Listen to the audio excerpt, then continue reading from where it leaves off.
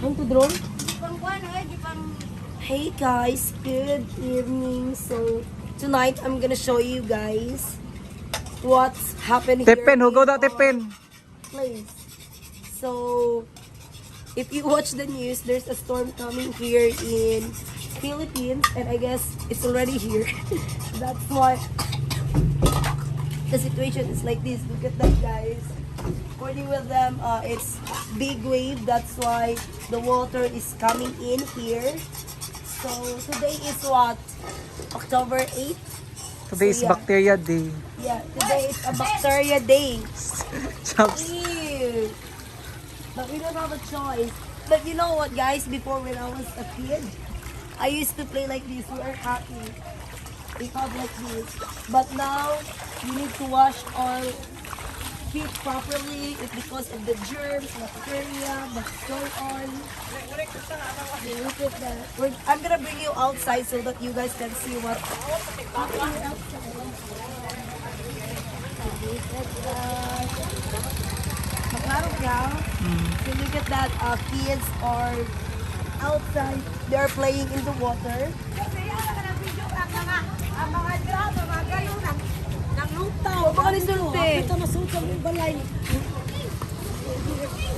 We're heading to the...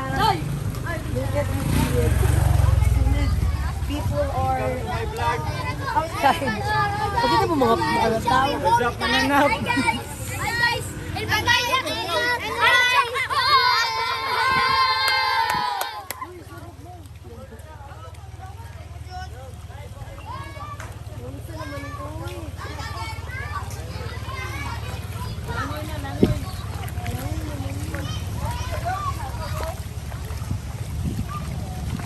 So this is what happened here.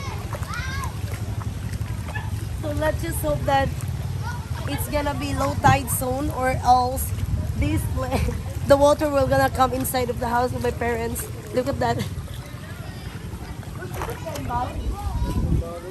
No, meron pa rin. Ginipot lagi yun. Look at that.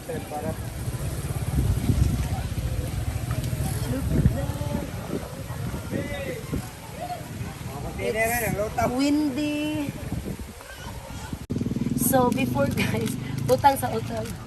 So before, guys, is when I was a kid, I always happy, or not just only me, but every kids is we are happy if the situation is like this. It because why? First, we can play, especially if this one happened in the morning, and second is, so there's some money. That's why all kids will get happy.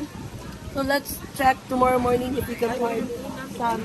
So that it. So yeah, this is for today's vlog. And so if you like this video, please give this video a thumbs up. And if you haven't subscribed to my channel, please do subscribe if you want to. And see you to the next one. Bye bye.